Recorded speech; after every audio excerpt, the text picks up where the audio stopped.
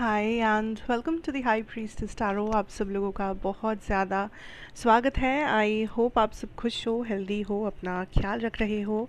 So let us see here that हम लोग क्या जान सकते हैं आने वाले कुछ टाइम के लिए आपके साथ क्या हो सकता है, क्या सबसे ज़रूरी मैसेज है आपके लिए इस वक्त जो स्पिरिट आपको देना चाहती है इस रीडिंग के माध्यम से।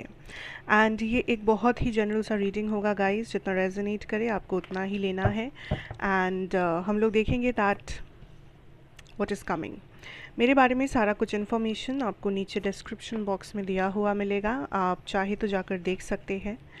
एंड ये टाइमलेस है, आप इसे कभी भी देख सकते हो। जब भी आप इस वीडियो पे क्लिक करते हो उस टाइम से ये रीडिंग आपको रेजोनेट करना शुरू हो जाएगा। ठीक है, let's start. Let us see what is your first card. We have the Four of Cups energy. So starting with the Four of Cups energy, अच्छा ठीक है, पहले सब देख लेते हैं। We have the Seven of Pentacles. We have, wow, the Knight of Cups energy. And we have, wow, the Seven of Swords energy.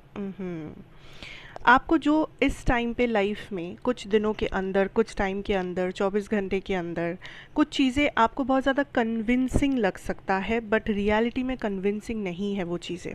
आपको कुछ लोगों को देख के लग सकता है ओ माय गॉड ये पर्सन कितने भले इंसान है, या आप किसी चीज़ को बाहर से ही जज कर रहे हो, या कोई आपको कुछ चीज़ें विश्वास दिला रहे हैं जो सिर्फ इसलिए क्योंकि ये पर्सन चाहते हैं कि आप इस पर्सन को उस नज़र से देखो या आप इस पर्सन के बारे में ये चीज़ सोचो।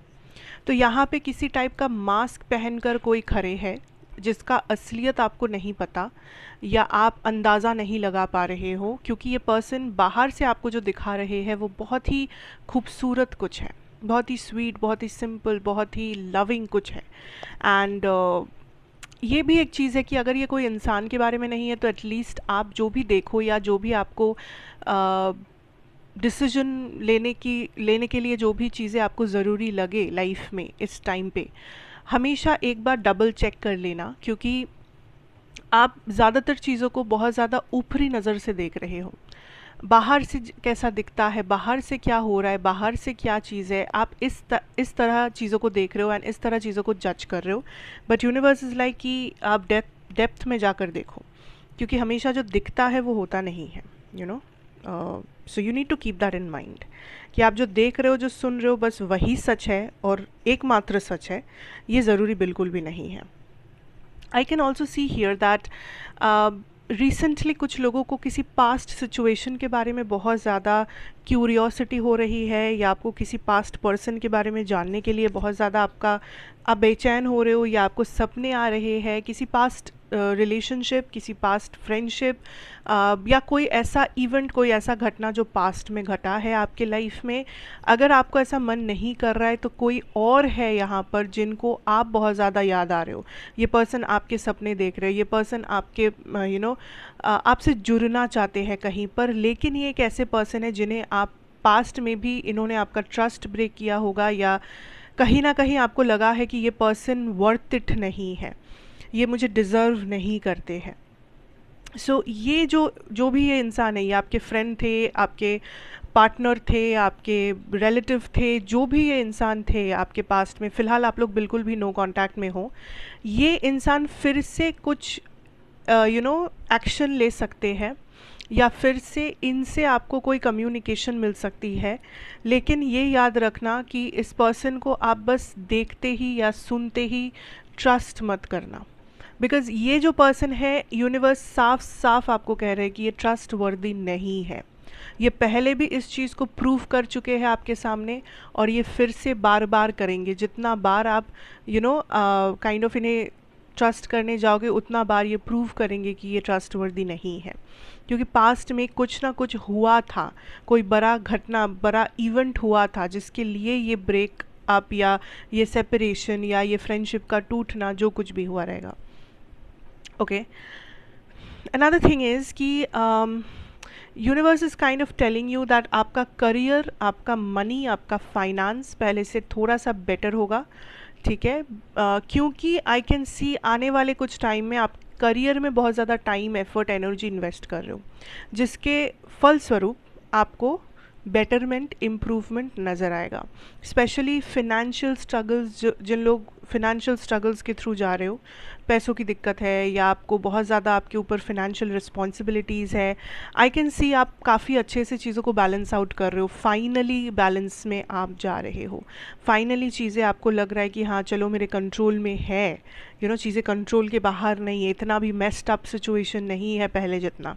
ओके, एंड आपको इतना कहा जा रहा है कि दिस इज़ अ टाइम जब हर एक अपॉर्चुनिटी को देखने की कोशिश कीजिए, छोटे से छोटा अपॉर्चुनिटी, आइडिया या कोई नॉलेज जो आपके पास है, हर एक चीज़ को आप थोड़ा सा देखिए, पहलू को समझिए, बिकॉज़ इस टाइम पे क्या हो रहा है कि आपके सामने बहुत इनडायरेक्टली कुछ अपॉर्चुनिटीज़ आएंगे जो अगर आप तैयार नहीं होंगे देखने के लिए तो आप मिस कर दोगे उन अपॉर्चुनिटीज़ को।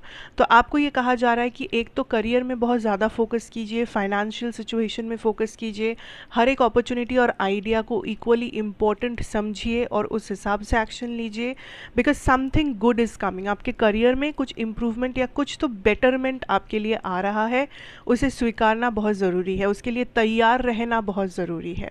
सो किसी भी चीज़ में होपलेस अपने आप को मत समझिए, किसी भी चीज़ में हार मत मानिए। जब करियर की बात आए तो इस वक्त हार मत मानिए, देयर इज स्टिल होप। अगर अभी भी आप चाहो तो बहुत कुछ आप बदल सकते हो, लेकिन अगर आप हाल छोड़ दोगे या अगर आप बहुत ज़्यादा फिक्सेटेड हो जाओगे, अब अगर आपका दिमाग बहुत ज़्यादा आप क्लोज ऑफ कर लोगे तो फिर आप आगे नहीं बढ़ सकते यहाँ से। तो फिर आपको वो स्टक एनर्जी से फिर से वो साइकिल में आपको गोल गोल घूमते रहना पड़ेगा। But you have to be more open, ठीक है, बिकॉज ये अश्योरेंस यूनिवर्स दे रहे हैं कि आपके करियर में कुछ आइडियाज़ या कुछ नया चीज़ यूनिवर्स या आपके स्पिरिट गाइड्स या जो भी नाम से आप बोलो, ये लोग आपको कुछ नया चीज़ आपके करियर में इम्प्लीमेंट कर रहे हैं, कुछ नया चीज़ आपके करियर में लेके आ रहे हैं। एंड आपको वो किसी भी रूप में हो सकता है, idea, opportunity, person, people, whatever, clients, पर आपको ये चीज़ के लिए तैयार होना पड़ेगा, आपको ओपन रहना पड़ेगा रिसीव करने के लिए।